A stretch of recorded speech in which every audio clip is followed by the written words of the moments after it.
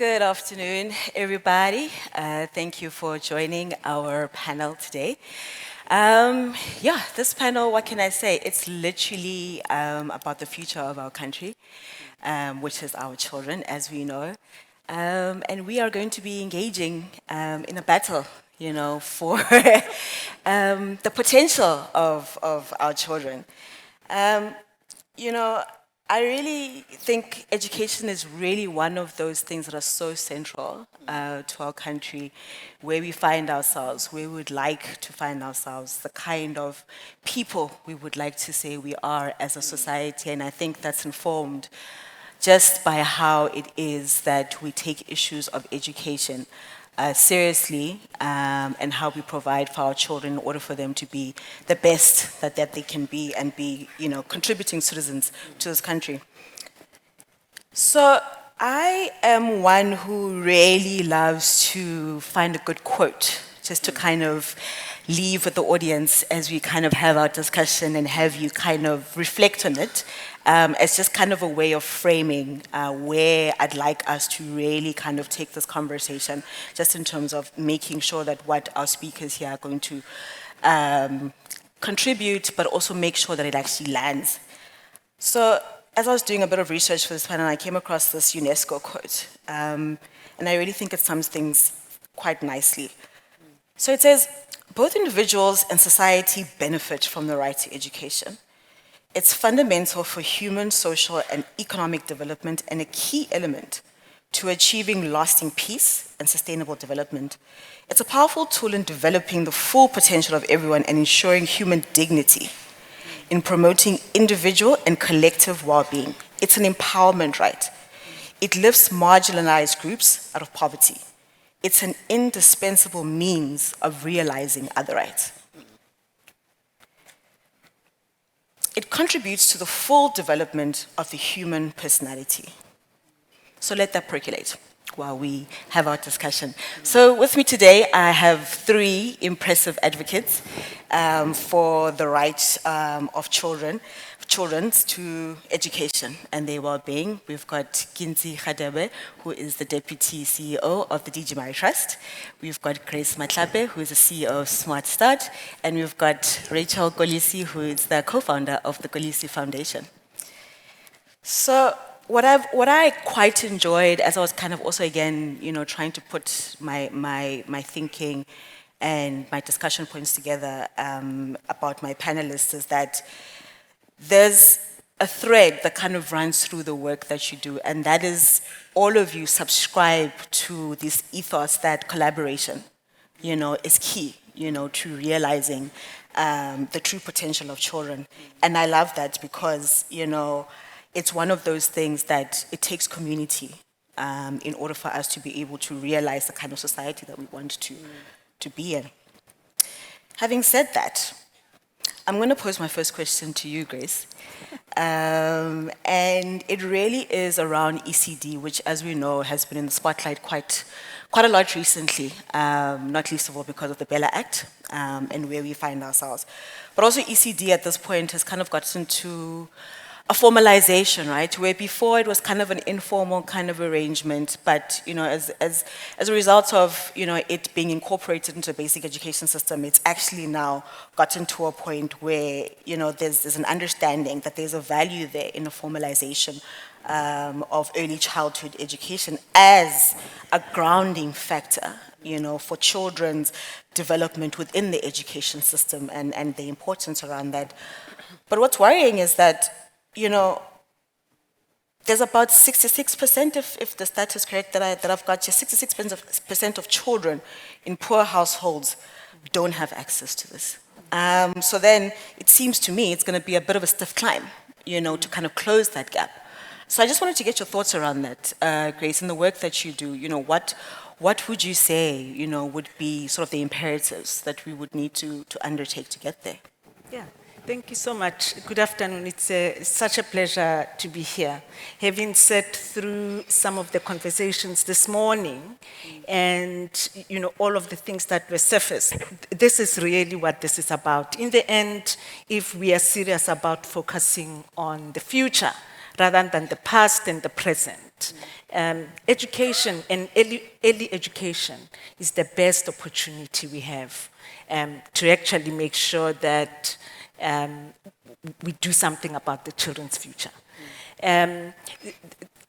Here's the thing. The thing is, the early years is the best opportunity for human beings to develop to their fullest potential.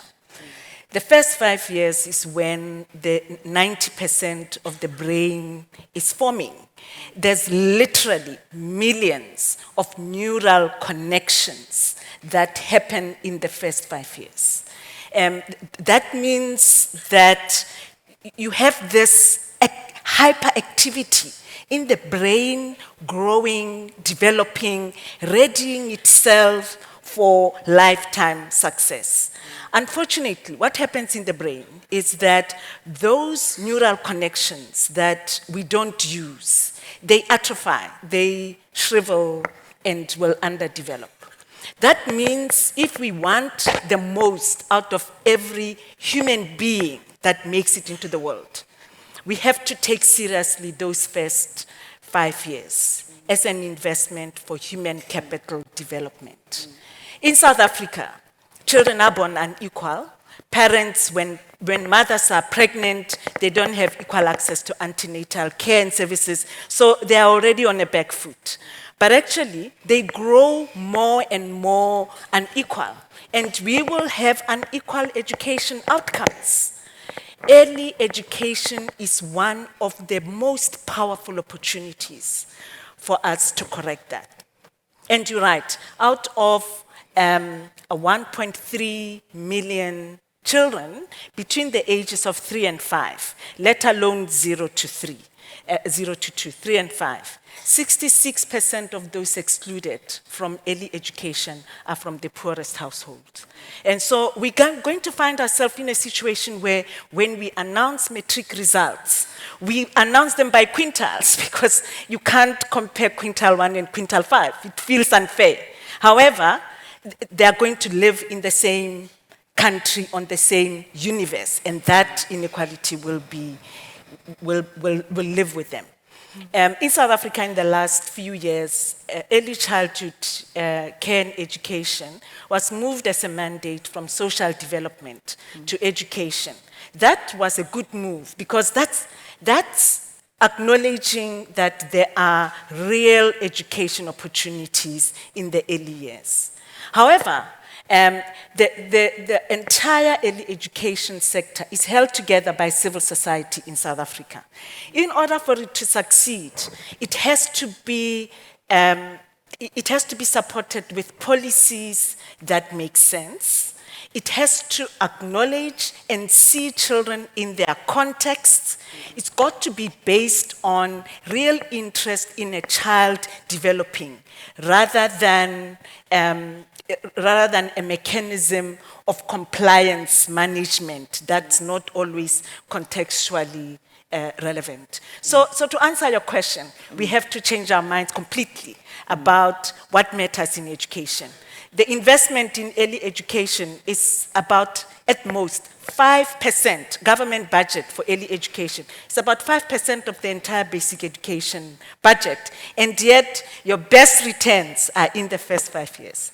We have to change all of that. We have to change our mindsets about what matters. We have to take seriously the public-private partnership that it will entail for government to partner those local ECD operators, make sure that they are well-supported, well-trained, support them to deliver sustainable quality education, encourage and reward innovation in solving the problems of the exclusion of children, with poverty being the biggest predictor of exclusion of children from early childhood development. Yeah. Yeah, I'm glad that you mentioned that word, innovation. We're going to come back to that. But I do also want to just tack on to what you said, which I think is quite important, and I'm going to bring you in here, Kentse.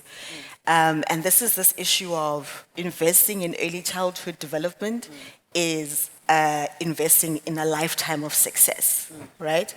And I say that specifically to you, Kentse, because, you know, earlier on this year, you guys released a report around the Zero Dropout campaign, where you talk around that 4 out of 10 children who start grade 1 are not going to make it to the end of their schooling career. And I wanna take that within the context of this investment in a lifetime of success, and how does it relate to whether or not there has been that early childhood development investment, and how then a child goes through the basic education system and ends up on the other end of it or not, you know? Yeah. So I think, and I want to start with the framing that you gave us, Zukiswa, that it is a battle, because there is a generation of young children that we're failing in our system by not addressing the inequalities that are present in South Africa and in our education system. So for me, the story of early childhood development, as Grace has put it so eloquently, is absolutely pivotal and critical. So if we zoom out and take a bit of a step back, if you invest in a child having access to an early learning program, that means that their cognitive development, socio-emotional development can actually set them up for success when they enter foundation phase schooling. So if we understand that over 1 million children in South Africa don't have access to early childhood development, that means by the time they get to grade R, by the time they get to school and they start school, they're already starting on the back foot, which is what Grace is saying.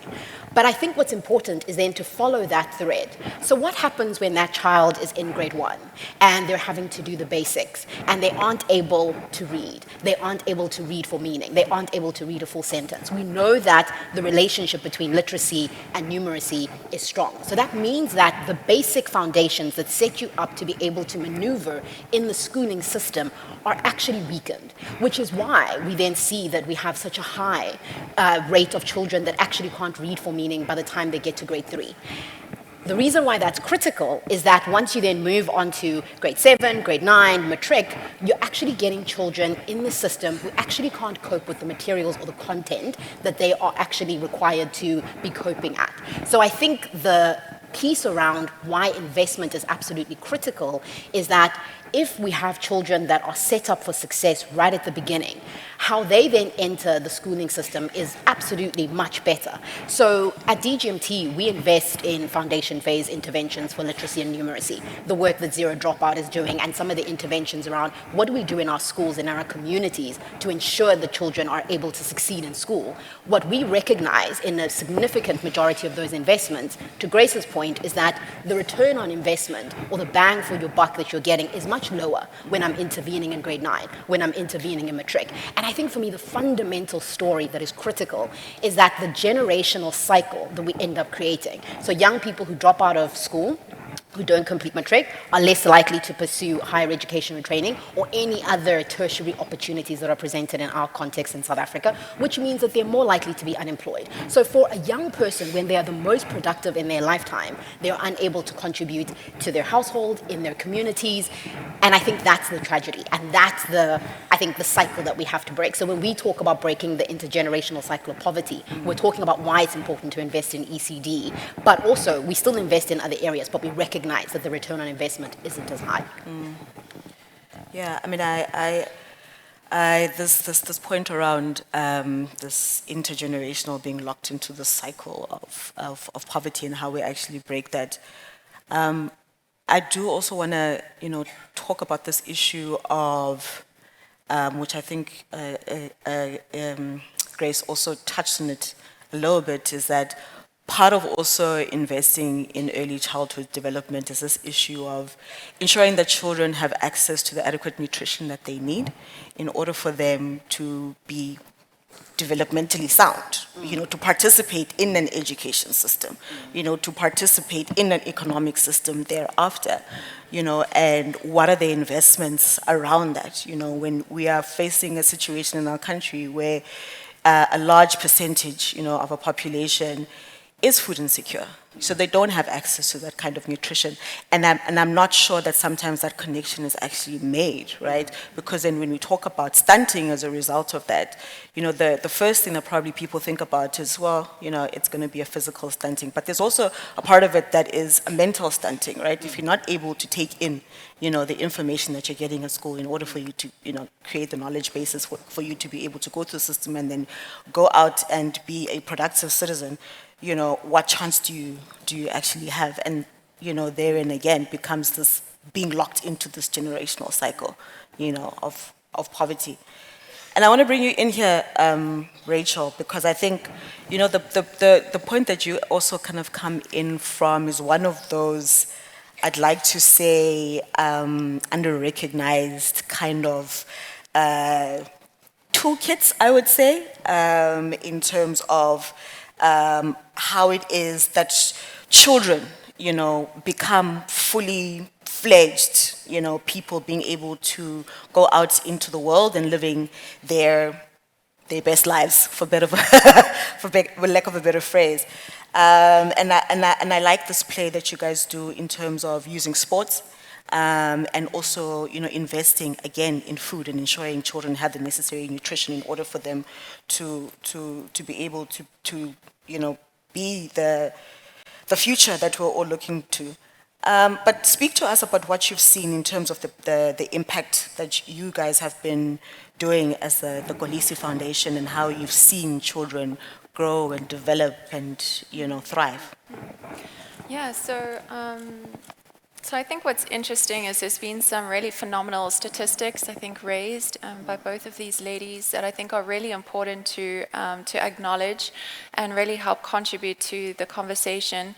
I think I come from a perspective where I'm having one-on-one conversations with 17, 16-year-old girls who just haven't been able to receive the quality, especially ECD education phase, and are now really struggling, but still finding a way to succeed academically, which is, incredibly impressive, considering the multi-layered issues that a number of South Africans are dealing with and young people are dealing with on a day-to-day basis. And so for me, it's been really interesting. I spent a lot of time in the 5 years working with the Kolisi Foundation.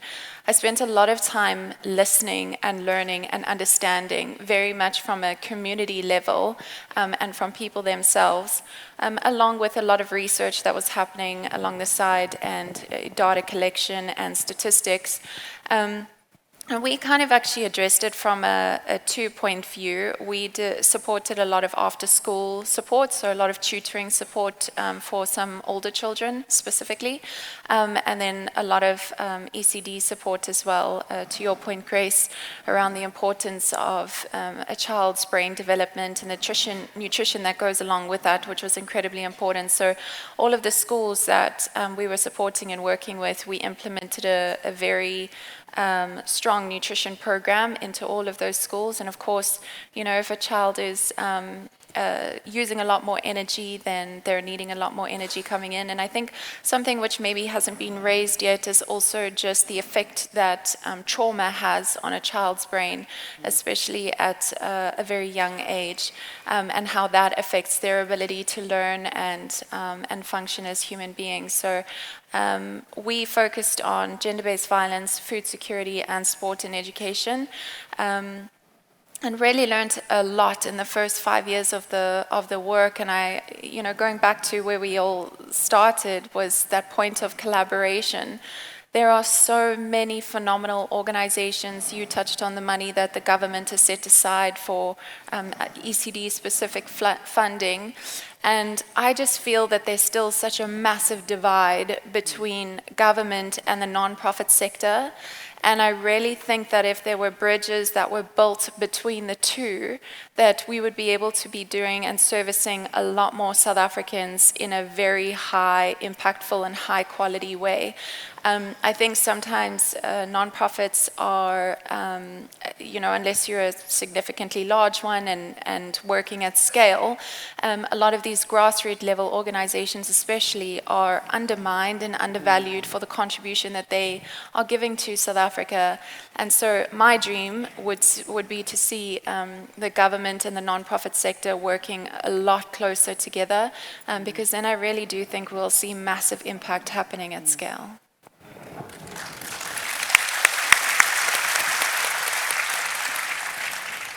Thanks for bringing the government into this. That is our favorite linchpin. Considering that Section 29 of the Constitution guarantees the right to education, and I know that DG Mary Trust likes to work quite closely with government and try kind of draw them, along and bridge this gap that Rachel is talking about here. I just want to hear from your side. How well do you think they're doing on that? The realization of Section 29.1. So I think the first thing, and maybe what I want to contextualize, particularly when we're thinking about how children are engaging and interacting with the education system and society, and the things that we've recognized in our work is the fact that children don't exist in isolation.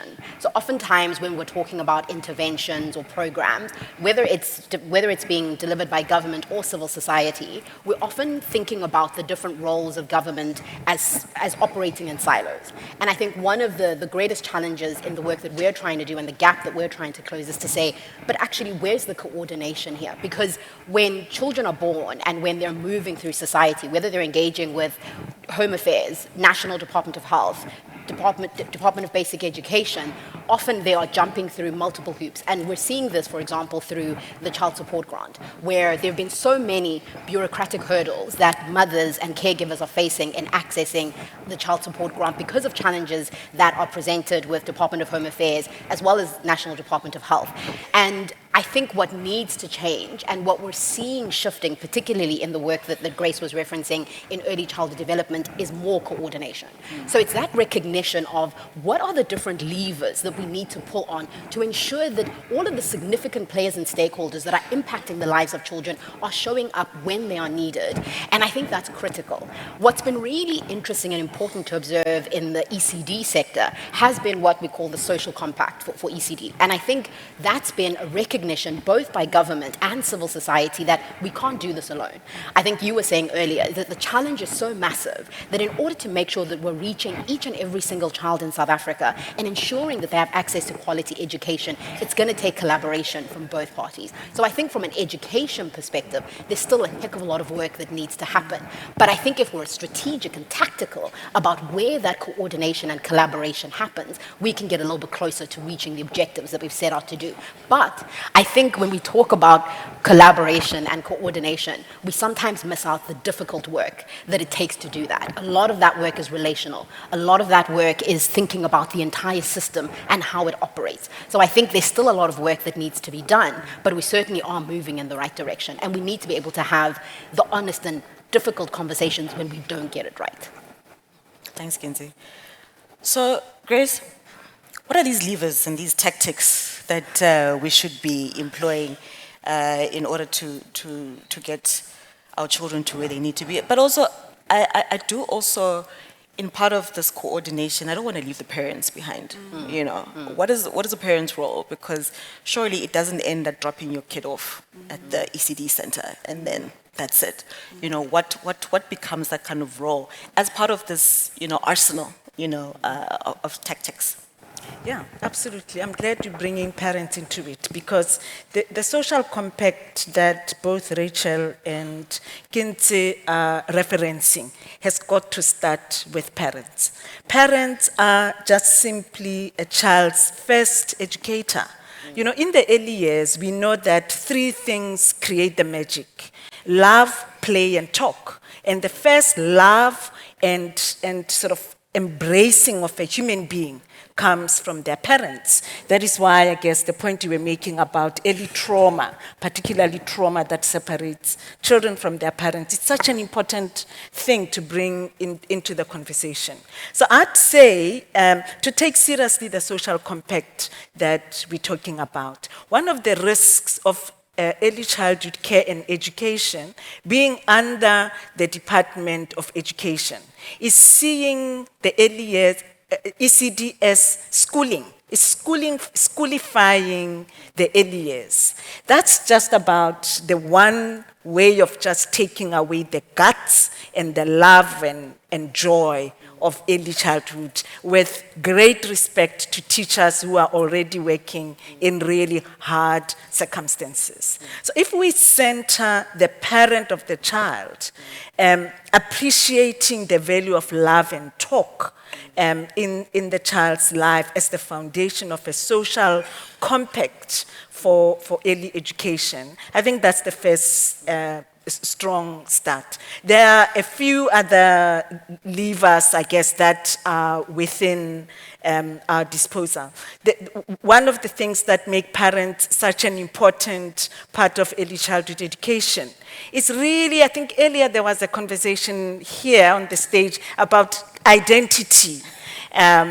You know, there's something about a child growing up to feel good about themselves, about who they are, confident with a strong self-esteem, and not feeling like they have to speak English with a twang in order for them to come across as intelligent and acceptable in society.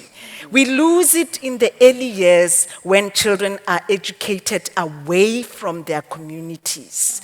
And that's what happens when access to education is not equal, particularly in those early years. Children are educated away from their communities. There's probably a lot more I could say, but I don't want to dominate the conversation, Zukiswa. But those, for me, are the first levers I would focus on. The things that will stand them in good stead to show up with confidence in society as contributors to society and not beneficiaries to society. Can I add to that? Sure.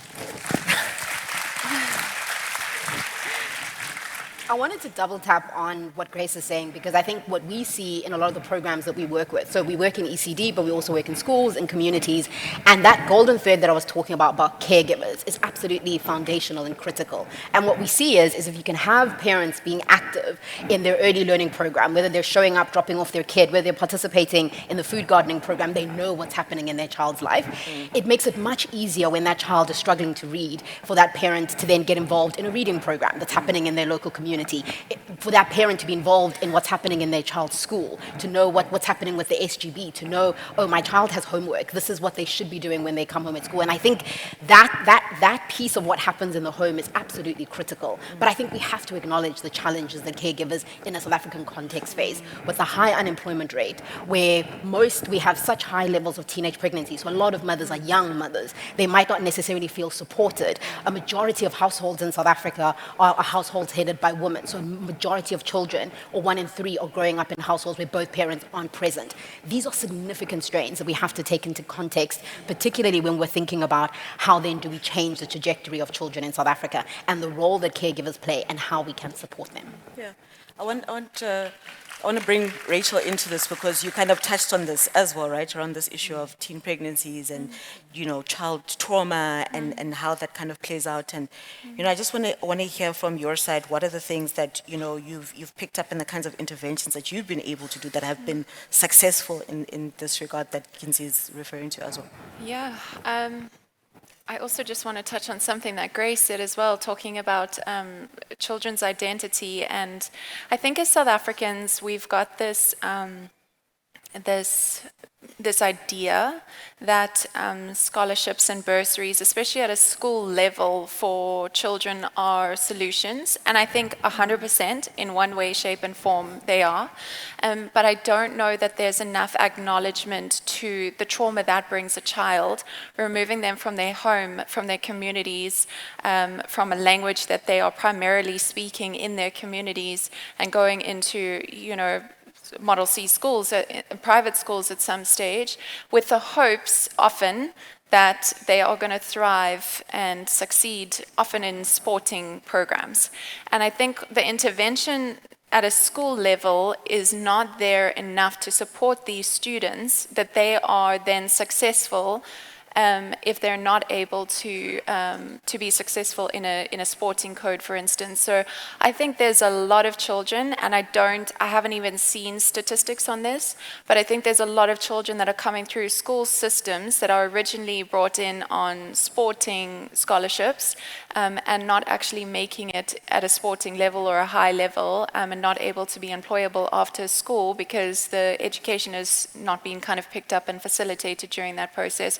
So I think in thinking about that, the education needs to be as prioritized as the sporting codes are.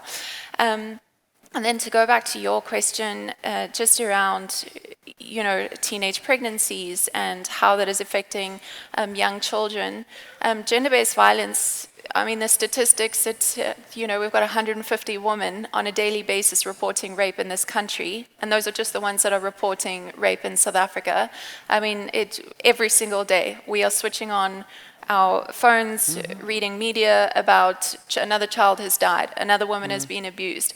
So the attack on women in this country is significant.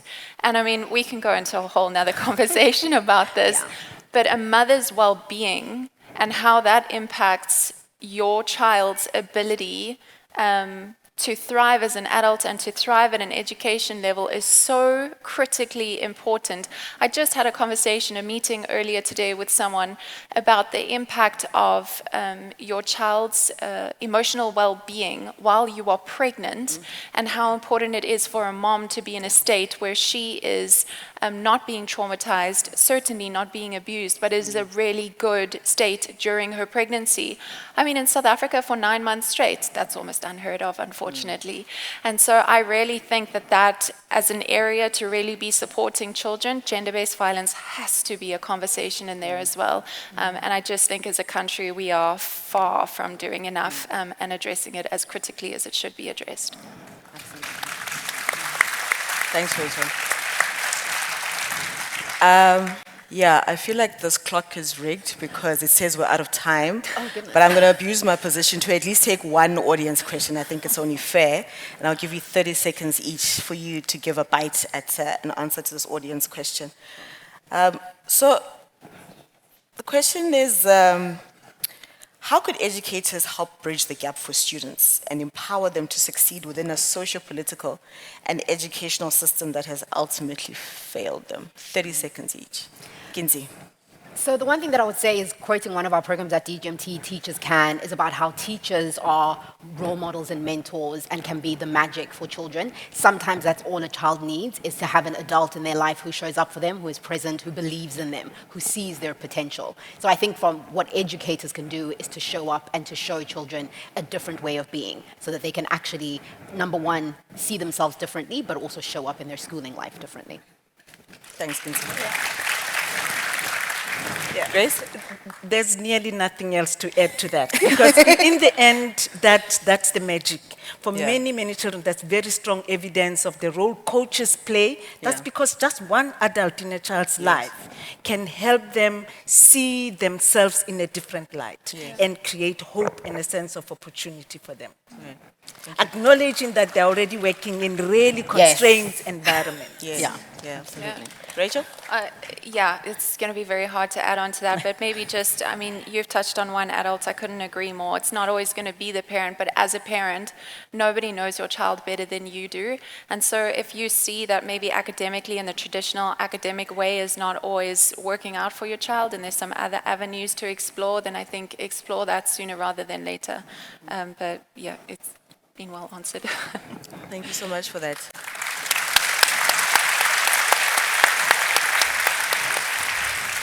All right, maybe you can grab Kentse, Grace, and Rachel outside and have more of a chat around this. Thanks so much.